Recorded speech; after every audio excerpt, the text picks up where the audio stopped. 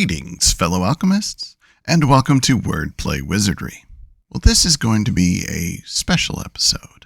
See, there's an aspect of world building and character creation that we haven't discussed. One that is vital to the process. In fact, it is so vital that all good storytelling relies on this aspect. You have undoubtedly heard of it, but likely never really paid attention to it. Not as a reader or a viewer. That is, unless the writer did a horrible job with it. But there's another reason why this episode is so special. Because once again, I'm going to illustrate my point with video games. So what aspect of storytelling could be so vital? Well, let's jump right into the games, and you'll see. This, if you remember from our world building episode, is Anno 1800. You settle an island, begin a city, gather resources, and do your best to create a thriving civilization. The setting era, as you can imagine, is around 1800. The edge of the Industrial Revolution. Eventually, you go from a small village like this, or as the game calls it, a quaint village, to something much, much larger. Then again, this isn't the only game where survival is the goal.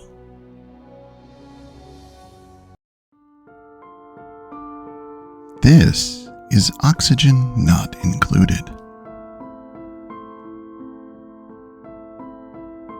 When it starts, 3 people are transported inside an asteroid. There's only pockets of breathable air and little food. Your job is to help them survive. Have them build enough that they won't die. Though I don't think Quinn here likes his job very much.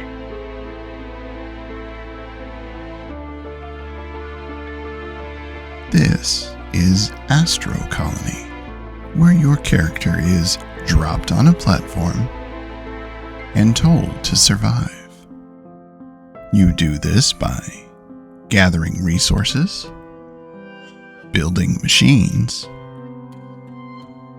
and growing your colony.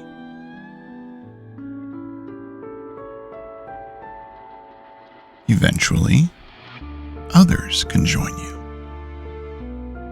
And before long, that little colony out among the stars can become something far greater.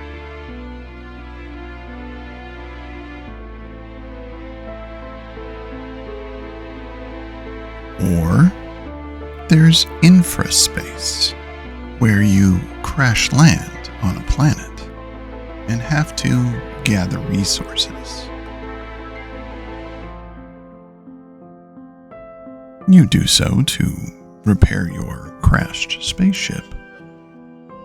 But in the meantime, you can build a new colony. Another choice is Plan B. Terraform.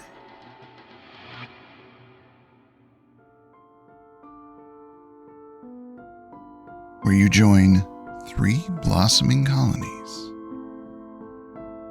have to gather resources, and grow those colonies into cities. There's Timberborn, where you control a colony of beavers,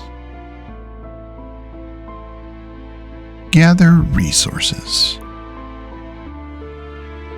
build buildings,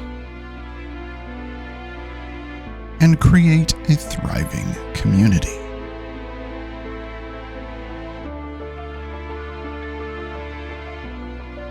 Another option is Farthest Frontier, where you take a group of settlers out into the wilds, found a city, gather resources,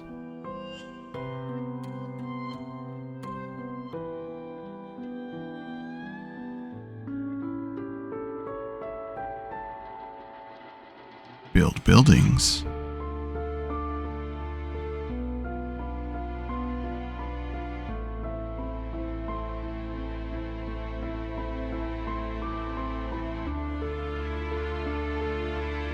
and transform your village into a thriving community.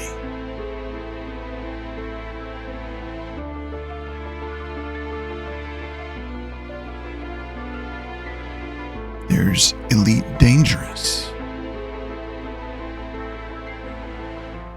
My name's Theo Acosta, and I'll be running your Pilots Federation evaluation. Most pilots assigned to me earn their license, so as long as you follow my instructions, you'll be a commander in no time.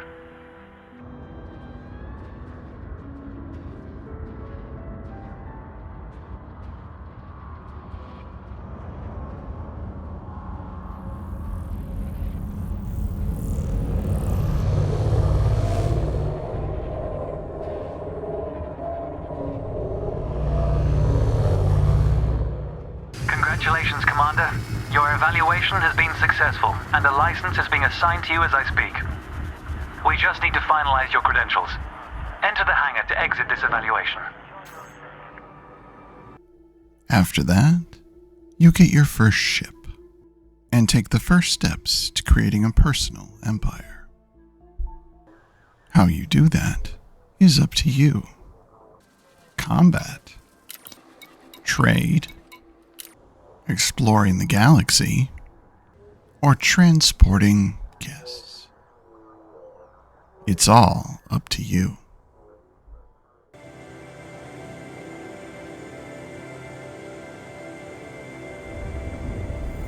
Along those lines is No Man's Sky.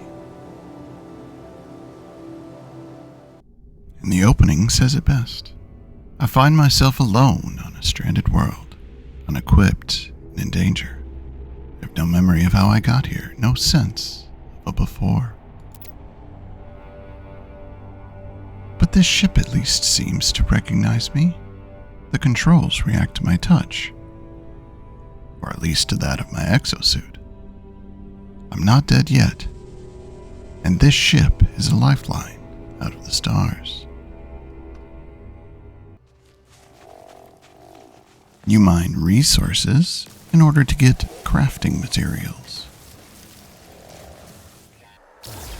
After the first few missions, base building opens up, and all the possibilities are yours. Do you create a massive base on one planet? Do you claim a network of them? Do you upgrade your ship and go after pirates?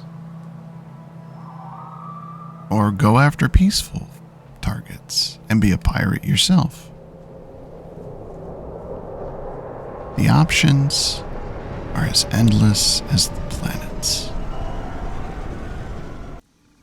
This is Satisfactory. Now, this game is still in early access. When it goes full release, there's going to be deeper layers. For now,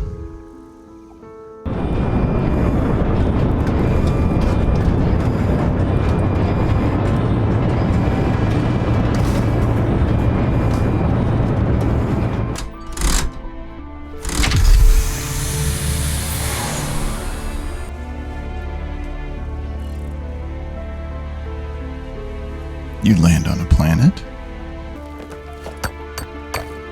mine resources,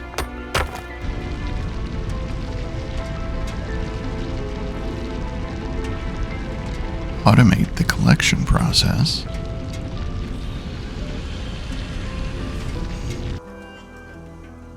and then eventually you can grow and expand your operation.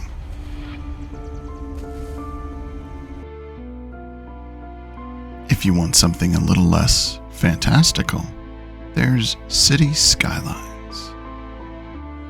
You choose your location, name your city, connect to the outside world,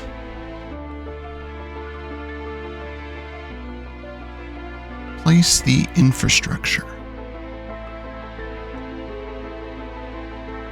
lay the foundations, place down streets, and the various types of zoning.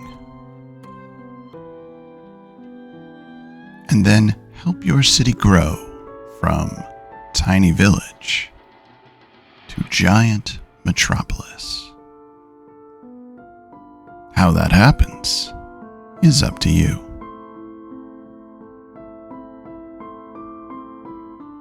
The same is true with its sequel, Cities Skylines 2.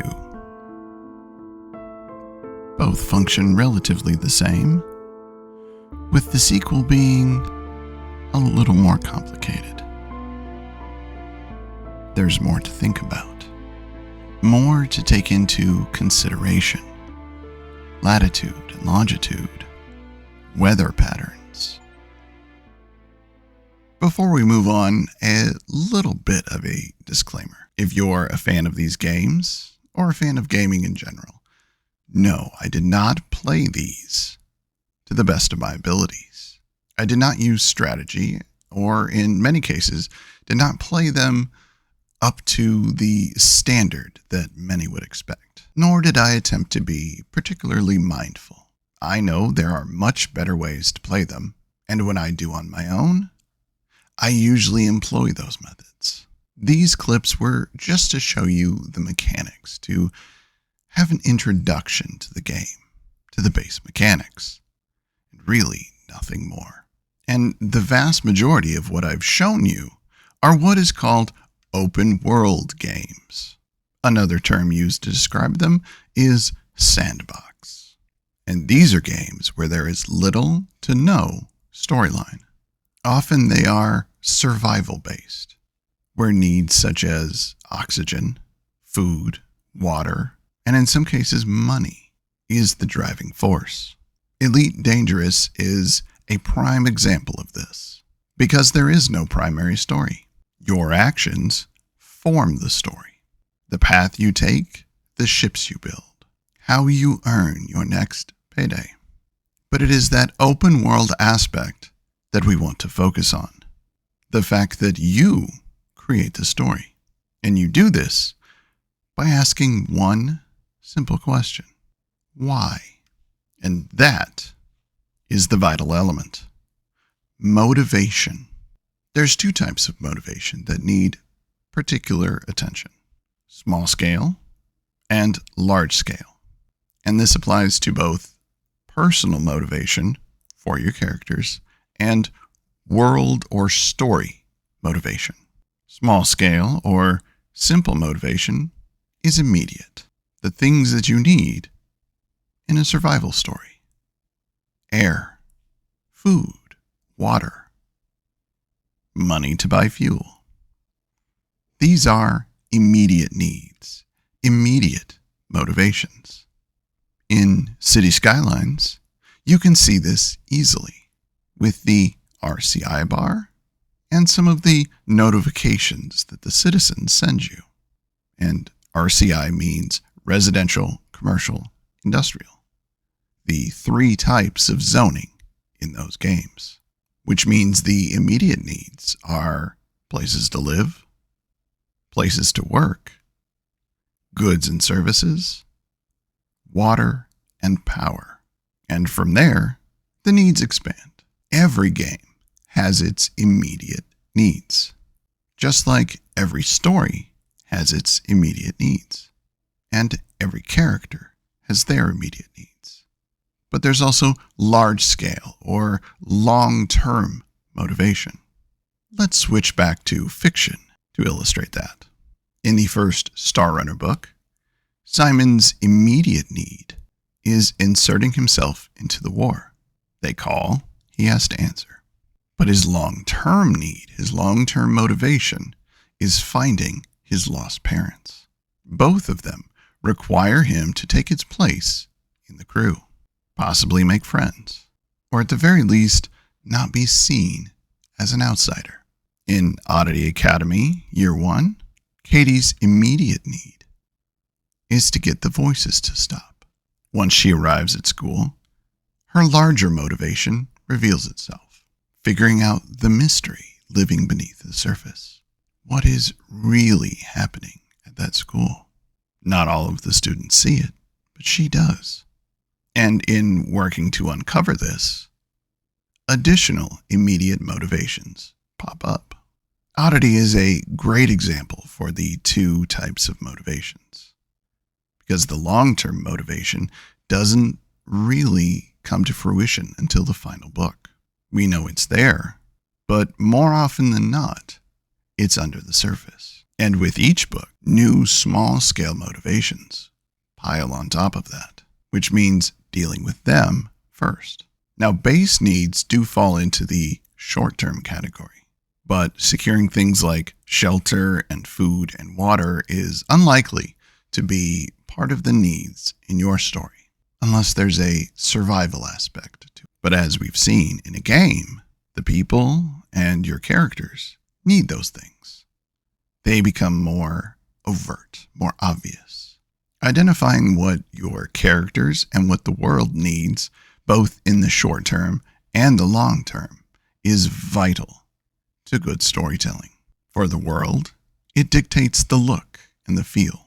Is a town built around a market or to the side? What's most important for a colony? For a spaceship? For long-term goals and motivations, this is often the primary plot of the story. So in Lord of the Rings, this primary motivation, this long-term, large-scale motivation would be destroying the One Ring. That is the thing the characters are working to accomplish. And the majority of actions are in service of that end. In the first Star Runner book, it's finding an end to the war. Motivation is one of those things that we don't really think about, usually because the answer is right there. Why? Because. But as your story unfolds, the layers start opening up. New questions arise, new needs appear, which means you need to figure out how the story and the characters answer those questions. Do they do so on a purely logical basis or more emotional? Does their past have something to do with the future? Does one motivation feed another? Blank is a solution because of blank. But this also shows us that there is a more hidden motivation. And this falls into the long-term category. Sometimes characters' motivations are not overt. They're not obvious. Perhaps somebody stands up to do the right thing because of their backstory, because they must atone, because of something that they've done. Maybe they feel guilty. Maybe it's just who they are. But there's always a motivation, hidden or obvious, that drives their actions. And I will say it's the hidden motivations that are the most interesting when it comes to characters. If it's not obvious, if it's not on the surface, but it's still something that drives their actions, this is a long-term motivation. And this is what makes good characters. But by having multiple or layers of motivation and needs, you create a rich and complex story. Your characters are complex. Your world is complex. And it will immediately grab your reader and drag them along for the telling. Motivation is the driving force behind all actions. What do your characters want? What do they need? What do they want to accomplish? And, as I mentioned, reaching into your character's backstory, how will the events of their life shape those decisions? In Oddity Academy, Mr. Coffin offers the first glimpse of a normal life for Katie in a long time, which means, based on how terrible her life has been, and what the future holds. She is far more willing to take a chance with Mr. Coffin than anything else. Sometimes the immediate needs, the immediate motivations are all we see. In Katie's case, it's quieting the voices. And for her, the long-term goal is experiencing human contact again, experiencing a normal life again. But within the story, only the immediate needs are really blatant. Those layered needs, the long-term, the hidden needs, don't always reveal themselves right away. Yes, in Lord of the Rings, destroying the One Ring is an obvious need, and clearly a long-term need. But there's more that happens along the way in terms of long-term motivations than just destroying the ring. This is a case where the long-term motivation appears fairly early. In Oddity Academy, the long-term motivation isn't as blatant. It takes time for it to appear, the prophecy. And in stories where that long-term motivation remains hidden at first, the characters are more focused on those immediate needs, those immediate motivations, the short term. Or they focus on their own long-term needs without realizing the stories. In fact, that motivation doesn't even enter into their periphery. Not quite yet. But it will. Neither of these scenarios is any more right or wrong than the other. They both work, just depends on the story. Now, there's another reason that I wanted to do this video. More importantly, to show some of these games. Several YouTubers out there have specific backgrounds, and they use those backgrounds in the games they play. An actual city planner, an actual engineer, something that influences their playstyle. Now, I don't have those skills, but I do have another set, and I do play a lot of games. One brilliant thing that City Planner Plays does is to create storylines that goes along with the cities that he builds. At the beginning of each video, he poses the next building project as part of said story, which I adore, and he does a fantastic job of it. But then after telling that story, he applies his real-world skill set to that building phase. Now, like I said, I don't have the same skill set that City Planner Plays or Real Civil Engineer have. I don't have those skills, but I can apply the skill set that I do have, which is storytelling. This means that I could create stories for games that are light on a main through line. But the big question is, how many out there would be interested in that? You'll have to let me know in the comments. In the meantime, thank you so much for tuning in. And until next time, fellow alchemists, take care.